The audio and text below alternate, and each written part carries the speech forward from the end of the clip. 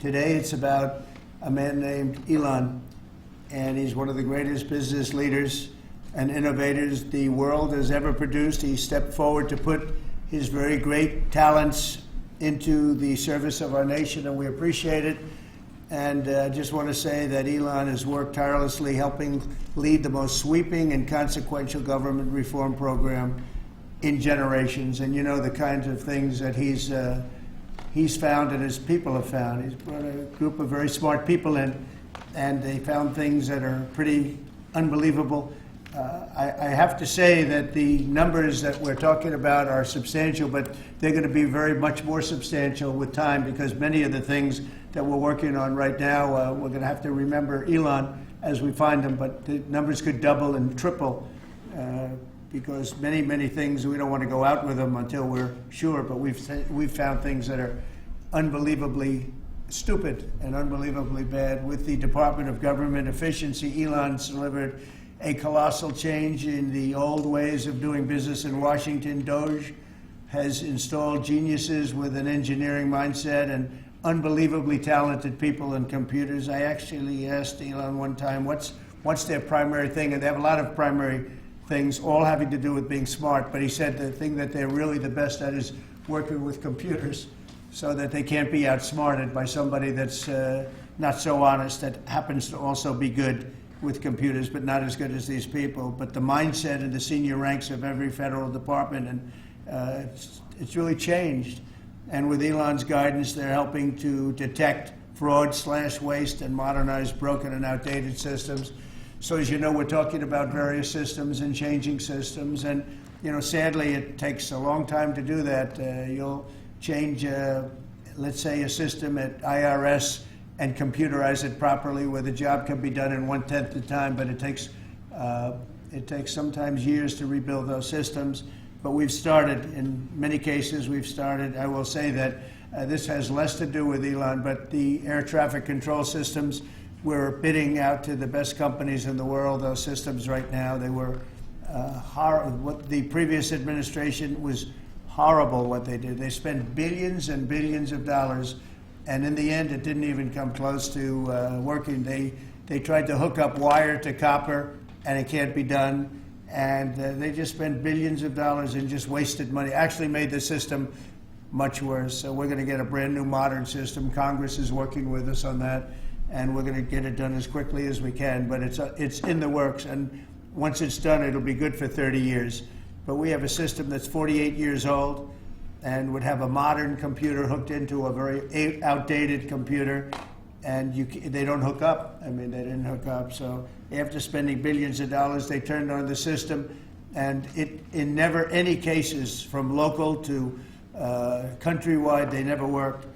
More than 75,000 bureaucrats have voluntarily left their taxpayer-funded jobs to come out and really do the job. Countless wasteful and unnecessary contracts have been terminated, and you know that we have terminated many contracts, and many contracts, Elon, are right now being looked at. Yes. And it may be 6 months, it may be almost a year in some cases. We're going through procedures, we're going through courts, and we'll remember you as we announce billions of dollars of extra waste, fraud, and abuse. Just as an example, DOGE canceled $101 million for DEI contracts at the Department of Education, $101 million, and that was just a small section of the Department of Education. $59 million for illegal alien hotel rooms in New York City, and the landlord never made the kind of money that he made in the last short period of time. $59 million to a hotel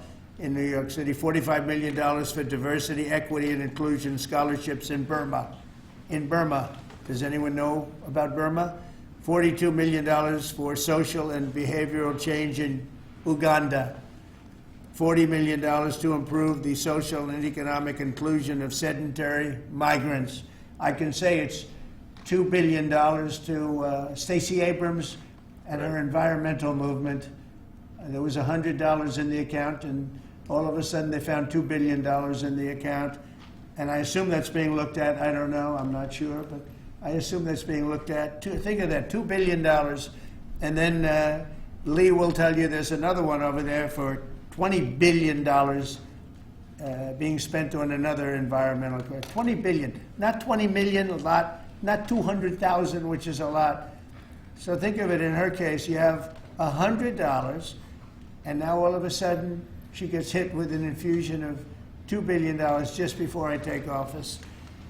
$20 million for Arab Sesame Street in the Middle East. Nobody knows what that's all about. Nobody's been able to find it. $8 million for making mice transgender. So they spend $8 million on making mice transgender. And those are better than many of the others. I could sit here all day and read things just like that, but we have other things to do. So it's much, much more than just that. We're totally committed to making the DOGE cuts permanent and stopping much more of the waste in the months to come. We want to get our great, big, beautiful bill finished and done. After that, we put some of this into the bill, but most of it's going to come later. We're going to have it cauterized by Congress, affirmed by Congress. In some cases, we'll make cuts. In some cases, we'll just use it in a different layer to save the money. But it's hundreds of billions of dollars. DOGE has also fully modernized the federal retirement process and continues to work very hard on the IRS modernization. But we're taking that over with DOGE. Many of the DOGE people, Elon, are staying behind, too, so they're not leaving. And Elon's really not leaving. He's going to be back and forth, I think. I have a feeling. It's his baby, and I think he's going to be doing a lot of things. But Elon's service to America has been without comparison in modern history. He's already running one of the most innovative car companies in the world. You look at his factories and compare them with some of the old factories we have, and it's a big difference. And the most successful space company, and I guess in history you would have to say the largest free speech platform on the internet, etc. Yet Elon willingly, with all of the success, he willingly accepted the outrageous abuse and slander and lies and attacks because he does love our country. I know that very much. He loves our country. He comes from another country, a country that's going through trials and tribulations, I would say. But he's all about the USA, and Americans owe him a great debt of gratitude. So I just want to thank Elon for his time as a special government employee. Can you imagine? They call him an employee, but it's a special government employee, and for coming and helping us. And he really has changed the mindset of a lot of people. A lot of people thought, maybe we'll cut 1% or 2% or 3%. Then they said, well, we can cut a lot more than that. And we're going to do it very surgically. We're going to continue on the march. We're making America great again. When I was in Saudi Arabia, and we were in, as you know, three really great countries, predominantly the three. Qatar was great, UAE was great, Saudi Arabia, incredible. Such an incredible experience to be in those three countries. But the Crown Prince of Saudi Arabia, and I must tell you, the great leaders of the other two that we just mentioned, they all said the same thing, that the United States is the hottest country right now anywhere in the world. And 6 months ago, we thought it was dead. It was like a dead country. And it would have been a dead country if we didn't have the right result on November 5th. There would have been a horrible, horrible situation was going on with the borders, with transgender for everyone, men playing in women's sports, and so much more. But they were saying the hottest country anywhere in the world. And then I played that little clip because I was one person who's respected, or two people, because Joe was in that one too. Joe's a good man. But that was one group of people saying something about the success of what we've done over the last 4 months. They cannot believe it. In the one case, they said they've never seen anything like it as long as they've been doing what they've been doing. They've been doing it for a long time. So I want to thank Elon for helping. And again, the United States right now is the hottest country anywhere in the world. There's no country as hot, and we're doing really well. When I left, we had no wars, we had no problems, we defeated ISIS, we rebuilt our military, and we had no inflation. And when I came back, we had a lot of inflation. We had wars all over the place. We had the embarrassment in Afghanistan where we gave up billions and billions of dollars of military equipment, the most embarrassing moment in the history of our country, I believe. I believe that strongly. We have Russia with Ukraine. We had the attack in Israel in October, the horrible attack, October 7th. Horrible, horrible attack. Nobody's ever seen anything like it. And now we have something where we're really healing a lot of that. We stopped India and Pakistan from fighting. I believe that could have turned out into a nuclear disaster. And I want to thank the leaders of India, the leaders of Pakistan, and I want to thank my people also. We talked trade. And we said we can't trade with people that are shooting at each other and potentially using nuclear weapons. And they're great leaders in those countries, and they understood and they agreed. And that all stopped, and we're stopping others from fighting also, because ultimately we can fight better than anybody. We have the greatest military in the world. We have the greatest leaders in the world. We put one of them in charge of the Joint Chiefs of Staff, as you know, General Raisin Kane. And we wiped out ISIS, completely wiped out ISIS in 3 weeks. They said it would take 5 years, and we did it in 3 weeks. And that's the way it is, but we don't want to have to use our military. We want to be peace through strength when we can, and that's the way we're going to have it. So I just want to thank Elon and all of his people. Most of those people are staying, almost all of them are staying, and they're going to be with us. And you're going to see the results coming long into the future. Even a year and 2 years later, you're going to see a lot of the results, and those hundreds of billions of dollars are going to be adding up, and they're going to continue to add. It'll be interesting, really interesting to see what the final number is going to be. But again, Elon gave an incredible service. Nobody like him, and he had to go through the slings and the arrows, which is a shame because he's an incredible patriot. The good news is that 90% of the country knows that, and they appreciate it, and they really appreciate what he did. And I gave him a little special something we have here. Thank you. A very special that I give to very special people. I have given it to some, but it goes to very special people, and I thought I'd give it to Elon as a presentation from our country. Thank you. Thank you, Elon. Thank you. Take care of yourself. Thank you. You see the lock. The lock on this is amazing. That's right. Large lock. Well, let me say perhaps a few words that this is not the end of Doge, but really the beginning.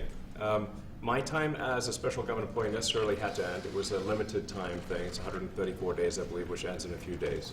So, so that it comes with a time limit. But the Doge team will only grow stronger over time. The Doge influence will only grow stronger. It's I'd liken it to sort of Buddhism. It's like a way of life. So it is permeating throughout the government. And I'm confident that over time we will see $1 trillion of savings and a reduction in $1 trillion of waste and fraud reduction.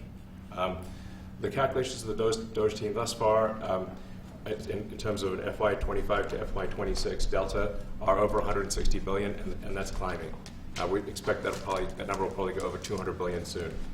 So I think the Doge team is doing an incredible job. They're going to continue doing an incredible job, and I'll continue to be visiting here and be a friend and advisor to the president. And I look forward to times being back in this amazing room. By the way, isn't this incredible?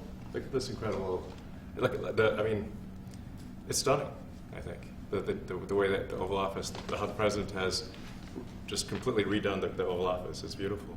I love the gold on the ceiling. Thank you. It's pretty nice. Yeah. That's been there a long time. That was plaster. Nobody ever really saw it. They didn't know the eagle was up there, and we highlighted. It's essentially it's a landmark, a great landmark, and that's 24 karat gold, and everybody loved it. And now they all see it when they come in. So it's been good. The Oval Office finally has the majesty that it deserves, thanks to the president. So I look forward to continuing to be a friend and advisor to the president, continuing to support the Doge team. And we are relentlessly pursuing $8 trillion in waste and fraud reductions, which will benefit the American taxpayer. So that's it, really. Thank you, Mr. President. Thank you. All right. Great job. Thank you. Thank you, President Trump. The president mentioned that you had to deal with all the slings and arrows during your time at Doge. There's this. Well, some of the people, some of the media organizations in this room are the slingers. Well, so there is a New York Times report today that accuses you of blurring the line between. Is the New York Times, is that the same publication that got a Pulitzer Prize for false reporting on the Russiagate? Is it the same organization? I got to check my Pulitzer. I Pulitzer think counter. it is. It is. I think the judge just ruled against the New York Times for their lies about the Russiagate hoax, and that they might have to give back that Pulitzer Prize. That New York Times. Let's move on. Okay, then Next President question. Trump. I got one for President Trump. So President Trump, Biden aides who used to work here are in talks with Republicans in Congress to go and testify about what they did or didn't do to possibly conceal President Biden's decline. Do you think that Dr. Jill Biden should also have to come in and testify about what she did or didn't do? Well, I hate the concept of it. It's the wife of a man who was going through a lot of problems, and everybody that dealt with him understood that. And I guess it came out during the debate loud and clear. That was the biggest signal of all. They have to do what's right. The country was there was a lot of dishonesty in the election, as you know, 2020. That's been now caught. People understand it was a rigged election. And when you go further out, when you see the auto pen, I mean, I think the auto pen is going to become one of the great scandals of all time, because you have somebody operating it or a number of people operating. Because I knew Joe Biden. Joe Biden wasn't in favor of opening up borders, letting 21 million people into this from prisons and mental institutions and gang members. He wasn't into that at all. And who signed these orders, proclamations, and all of the different things that he signed that set our country so far back, that was so bad for our country? With the auto pen, how would it work? Like, we're in the Oval Office right now. If there was a group of rogue staffers that worked for you who wanted to advance a bill or an executive order without your knowledge, how could they do it?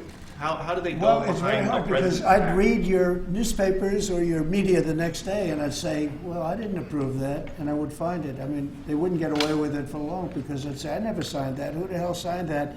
Auto pens, to me, are used to sign letters to people, because we get, I think they said 20,000 letters a week, and you like to be able, when somebody takes the time to write a letter, it's nice to sort of write back.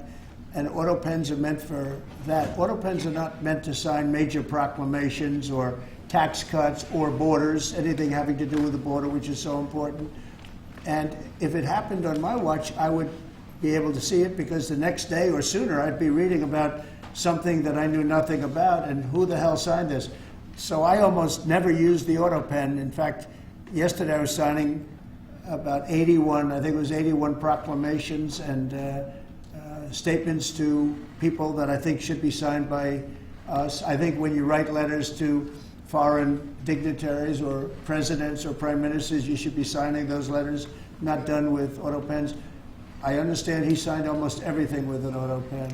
It's a very dangerous thing. It really means you're not president. Whoever operated the auto pen, and we think we know who that is, and it was actually more than one person, but that's not what the presidency is all about. I hardly used to use it. Mr. President, are you going to reinstate the tariffs on China? You said that they violated the agreement with the U.S. Well, they did. They violated a big part of the agreement we made. If you read that whole statement, I was very nice to them. I helped them because they were in trouble with the stoppage of a massive amount of business. But I'm sure that I'll speak to President Xi, and hopefully we'll work that out. But yeah, there's a violation of the agreement. Yeah, please. Mr. President, can you give us an update to the latest ceasefire agreement that Israel has agreed to, but Hamas still considering? Well, they're very close to an agreement on Gaza, and we'll let you know about it during the day or maybe tomorrow, and we have a chance of that. And I think we have a chance of making a deal with Iran also. They don't want to be blown up. They would rather make a deal, and I think that could happen in the not-too-distant future. That would be a great thing if we could have a deal without bombs being dropped all over the Middle East. That would be a very good thing. They can't have a nuclear weapon. Mr. Musk, We want them to be safe. We want them to have a very, very successful nation. Let it be a great nation, but we can't have them. They cannot have a nuclear weapon. It's very simple. And I think we're fairly close to a deal with Iran. Mr. Musk, I have a question for Elon. Yeah, please. You said just now that you look forward to being a friend and advisor to the president. So do you Well, I am. expect to continue advising the president and Doge informally, or are you going to sort of shift your focus entirely to your companies? Well, I expect to continue to provide advice whenever the president would like advice. I hope so. I mean, yeah, I expect to remain a friend and an advisor, and certainly if there's anything the president wants me to do, I'm at the president's service. Mr. Musk, On Doge, you said that there was $1 trillion promise for cuts from Doge. Yes, I think we do expect over time to achieve the $1 trillion. But what have you found in your time here was the biggest roadblock to getting those cuts? Was it the cabinet, or was it Congress, or something else? What was the biggest roadblock from your work? It's mostly just a lot of hard work. It's really not any one person or Congress. It's going through really millions of line items and saying just each one of them makes sense or does not make sense. Obviously, at times when you cut expenses, those who are receiving the money, whether they're receiving that money legitimately or not, they do complain. And you're not going to hear someone confessing that they received money inappropriately. Never. They're going to always say that they received money appropriately for an important cause. Naturally, that's what you'd expect. So we just have to.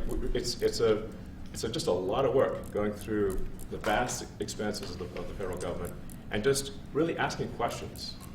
What's this money for? Are you sure it's actually being used well? Many times we can't even find anyone who defends it. So for a lot of the expenses, there is actually no defender at all. And then we have to just work through the process of stopping the spending, where there's often literally no defender. Nobody even knows why the money's being spent. It's truly absurd. I mean, we find situations where there are millions of software licenses with 0 people using them. 0. Exactly. This is the quizzical expression. You're like, surely, if there's millions of software licenses, someone should be using them. No, and then we've got to go through the process of saying, okay, look, if no one's using the software, we need to terminate this software license agreement. That's everywhere in the government, by the way. Mr. Musk, what do you think would be easier, colonizing Mars or making the government efficient? It's a tough call, but I think colonizing Mars and making life multiplanetary is harder. And as I said, we do expect to achieve over time the $1 trillion of savings. We can't do it in like a few months, but if you say by I think the official end of Doge, which the president may choose to extend, is the middle of next year. Say by the middle of next year, with the support of the president and Congress, could we achieve $1 trillion of savings? I think so. We're on track to do so. Do you have faith that Congress is going to? Mr. Musk. Thank you, Mr. President. You had mentioned earlier in the week that Doge had become a whipping boy, and as the president mentioned, you went through a lot to go through this process. Yes. Was it worth it for you, and what would you change? Yes, so what we found was happening was that if there were any cuts anywhere, then people would assume that was done by Doge. And so we became like essentially the Doge boogeyman, where if so any cut anywhere would be ascribed to Doge.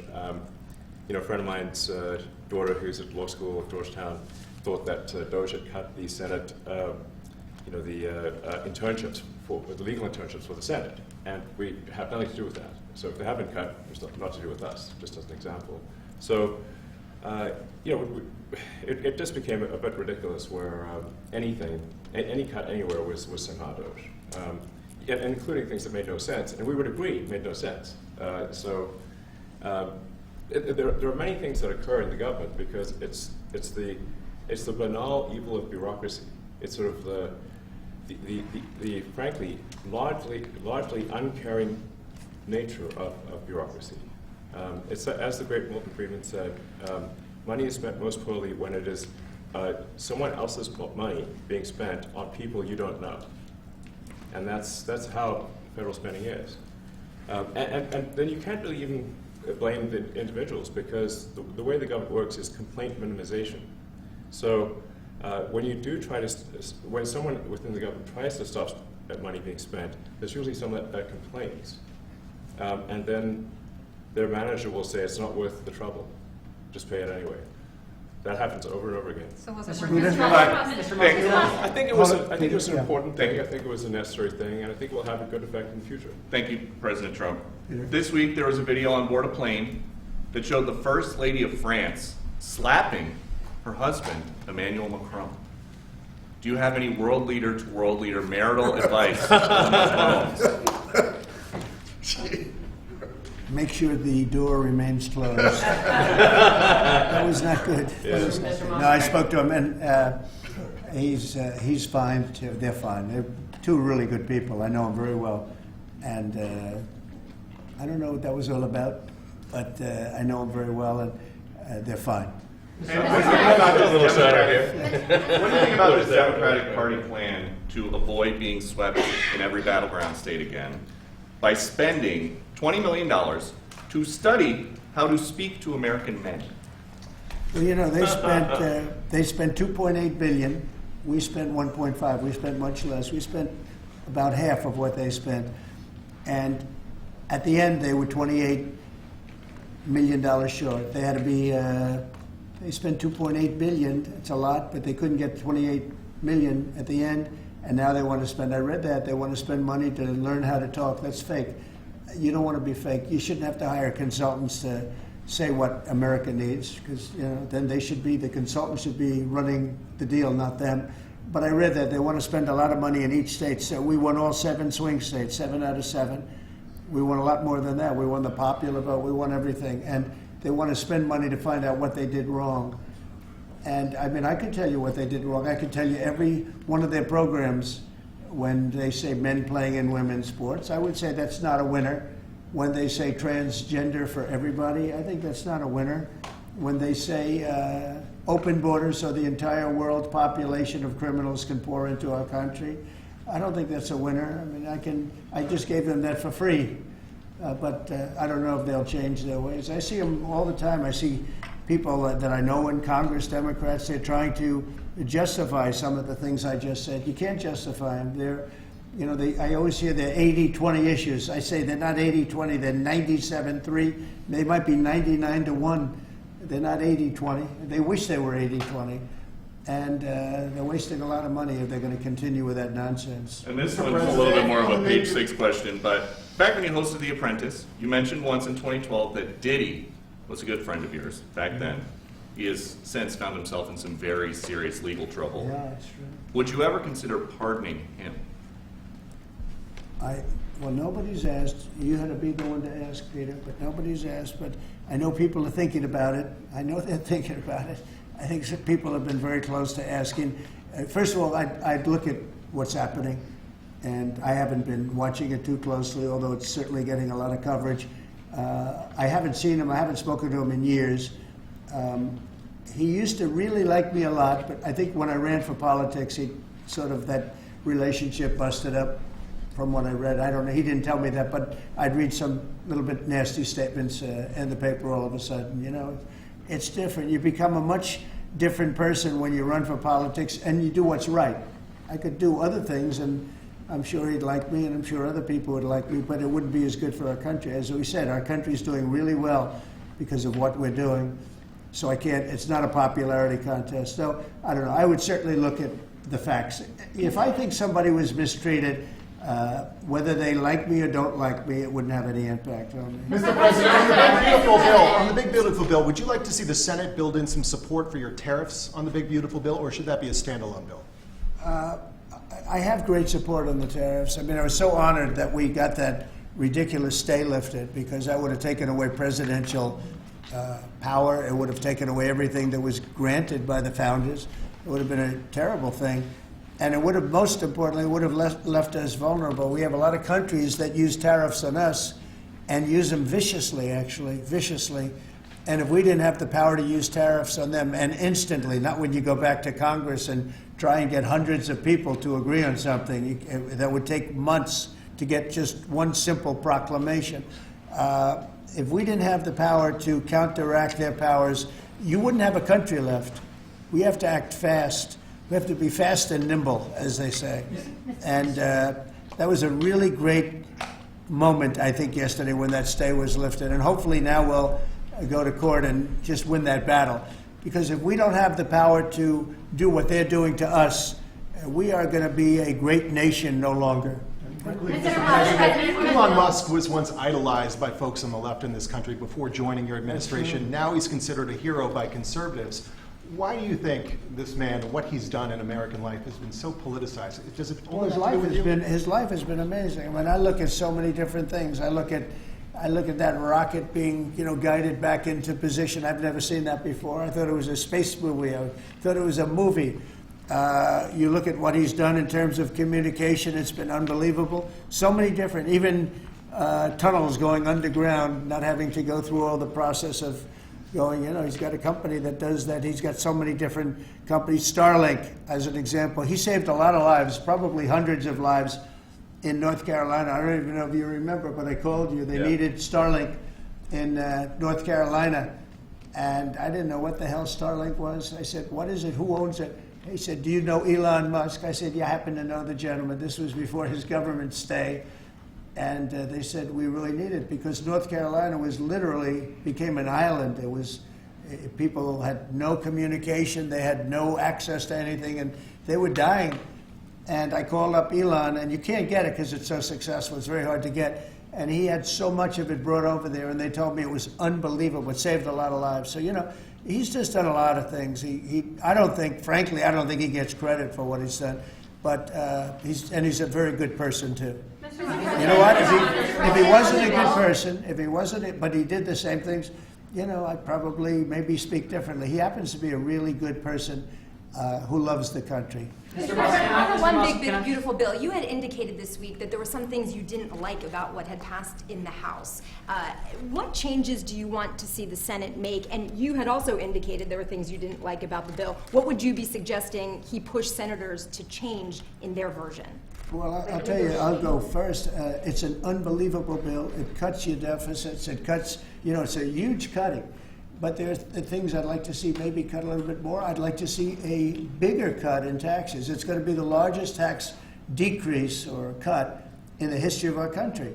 I'd like to see it get down to an even lower number. I was shooting for a slightly lower number. I would have liked to have done that. But with all of that being said, when you look at the tax cut and the fact that the original tax cut, which made us so successful, we had the most successful 4 years in the history of our country, the economy, and this is going to be even better. And you see that by the reports that came out just yesterday or tonight. I guess they were released this morning at 8 o'clock. You see the kind of numbers where somebody that's a pro is like, whoa, I haven't seen numbers like this since I've been doing this. These are human emotions of professionals that have never seen numbers like, and we've just started. The bill is a great bill. It's going to be jiggered around a little bit. It's going to be negotiated with the Senate, with the House. But the end result is it extends the Trump tax cuts. If it doesn't get approved, you'll have a 68% tax increase. You're going to go up 68%. That's a number that nobody's ever heard of before. You'll have a massive tax increase. If it does get approved, you'll have a large tax cut, the largest we've ever had. When you add the past tax cuts that we got you, the Trump tax, they call them the Trump tax cuts. It's an amazing bill. It does amazing things. With all of that, it's going to be adjusted a little bit over the next coming weeks, and I think it's going to be passed. The Republicans want to pass it. With all of the great things it does, including an extension of debt, it's the extension. We have to extend the debt. If we don't extend debt, we're in default. Now, the Democrats might like our country to be in default, but in 250 years, we've never been in default. That was handed to them by a very well-meaning man that gave it to them because he thought it was the right thing to do. It could have been their problem before the election, but this man thought it was the right thing to do, and he was well-meaning. I don't hold anything against him for that, but that was put on our plate when it should have been on the Democrats. September 28th, a famous date. It should have been taken care of by the Democrats, but this person a man of power, gave it to us so that in June that comes due. Well, we have to take care of that, because if we don't take care of it, we have a country in default, and we don't ever want to have a country in default. You know, I'll tell you, a certain senator, Elizabeth Warren, said that she would never, ever allow a default on our debt. She would never let it happen, and she would like to get rid of the debt ceiling, what's called the debt ceiling. I call it the debt extension because we really need an extension, that she'd like to see that gotten rid of. And there are many people that agree. Many Democrats agree with that. But we gave that through, and you know, I don't want to say an error. He did it well-meaning. They gave that to us. It was a Democrat problem just before the election. Would have had a huge impact on the election. And to our benefit. We won anyway, but to our benefit. But felt that really for the good of the country, we should extend that. But Elizabeth Warren and various other people would like to see that. Her whole career, she wanted to see it terminated, gotten rid of, not being voted on every 5 years or 10 years. And the reason was because it's so catastrophic for our country. And I always agreed with her. That was one thing I agreed with her on. Now, I haven't spoken to her, but I would say that if you asked her that question now, she'd say, no, it's their problem. But it's a very unfortunate situation. It's a very unfair situation. And she happened to be right on that. It should be gotten rid of, or it should simply be extended. But that's one of the things that gets taken care of in this bill. That automatically gets extended for a 4-year period, and it should be. But I agree with Elizabeth Warren on that. I think you should get rid of it. It's too catastrophic. Yeah, please, go ahead. What message do you like to send to international students? Are they still welcomed to study in the United States? And one question for Mr. Musk. The students? Well, we want to have great students here. We just don't want students that are causing trouble. We want to have students. I want to have foreign students. I think Harvard, you know, it's close to 31%. That's a lot. Our country has given $5 billion plus to Harvard over a short period of time. Nobody knew that. We found that out. I wouldn't say that was a Doge thing, but we found that out over a period of time. That was sort of a Trump thing. We ended up in litigation for other reasons because they're very anti-Semitic. And in finding out and in going through the books, we found out that the country gave them $5 billion plus, much more than that, actually. And we're having it out with them, and let's see what happens. I think we have a very good, well, it's a very sad case. It's a case we win. We can't lose that case because we have the right to make grants. We're not going to make any grants like that. But I don't think Harvard's been acting very nicely. I think Columbia wants to get to the bottom of the problem. They've acted very well. And there are other institutions, too, that are acting, but Harvard's trying to be a big shot. And all that happens is every 3 days we find another $100 million that was given. 2 days ago we found $200 million more. The money's given to them like gravy. I'd like to see the money go to trade schools, where people learn how to fix motors and engines, where people learn how to build rocket ships, because you know somebody has to build those rocket ships. Yeah. And I'd like to see trade schools set up, because you could take $5 billion plus hundreds of billions more, which is what's spent, and you could have the greatest trade school system anywhere in the world. And that's what we need to build his rockets and robots and things that he's doing, and to build lots of other things. And, you know, I went to school with people. In some cases, they weren't good students, but they could fix the engine of a car better than anybody I've ever seen. They could take it apart blindfolded. They had an ability at that. And they did very well. They made a lot of money. You know, it's a very skilled job. It's great. But I'd like to see a lot of money going into trade schools. I've always felt that. And we probably found our pot of gold, and that's what's been wasted at places like Harvard. And the money's been wasted. Yeah, please. Yeah, well, I wanted to ask quickly, Mr. Musk, is your eye okay? What happened to your eye? I noticed there's a bruise there. Well, it wasn't. I wasn't anywhere near France, so. But what does that mean? No, I didn't notice his eye. First Lady of France. Getting slapped, you know. I didn't notice. Yeah, no, I was just horsing around with Lil X, and I said, "Go ahead, punch me in the face," and he did. It turns out even a 5-year-old punching you in the face actually does. That was X that did? Yeah. X could do it. If you knew X, I you saw could his do mom it. right now. But I didn't really feel much at the time, and then I guess it bruises up.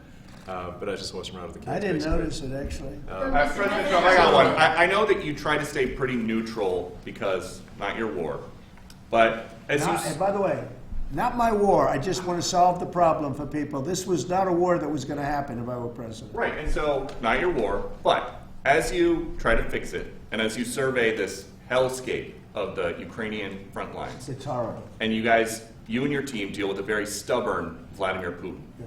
Do you and, look, and Zelensky. Yeah. but do you look at this Very conflict stubborn Zelensky, too. any differently now? Like, do you look at this and see Putin as the good guy or the bad guy? So I've known him very well, and I went through a lot of things with him because Russia was, the Russia hoax turned out to be a total hoax. New York Times, they got a Pulitzer Prize. They have to give back the Pulitzer Prize. That's my lawsuit, and they're doing very poorly in that lawsuit. But they wrote stories about how it was true and it was false, and a lot of Washington Post also. I have gotten to see things that I was very surprised at. Rockets being shot into cities like Kiev during a negotiation that I felt was maybe very close to ending. We were going to solve a problem, and then all of a sudden rockets got shot into a couple of cities and people died. I saw things that I was surprised at, and I don't like being surprised. So I'm very disappointed in that way. With that being said, I'd like to see it end. 5,000 people, I think the number's even more than that, but 5,000 people a week are being killed. Mostly soldiers, but also people that live in little cities and towns throughout Ukraine. And I'd like to see that stop. And I asked Caroline this yesterday, but I want to ask you directly. So many of the things that you're trying to do are held up in court right now. If the courts are going to have so much influence over U.S. policy, do you wish you would have just become a judge instead? Yeah, well, look, it wasn't meant to be that way. If you look at the founders, the president had certain powers, and you have your three groups, and they all had supposed to be pretty equal powers. But you can't have a judge in Boston running foreign policy in places all over the country because he's got a liberal bent or he's a radical left person. That's what the executive branch is for. And you have checks and balances. But we had millions of people pour into our country. Many, many criminals poured into our country. Murderers, mental institutions from all over the world being emptied out into our country. And if we don't get them out and get them out quickly, could lose your country very easily.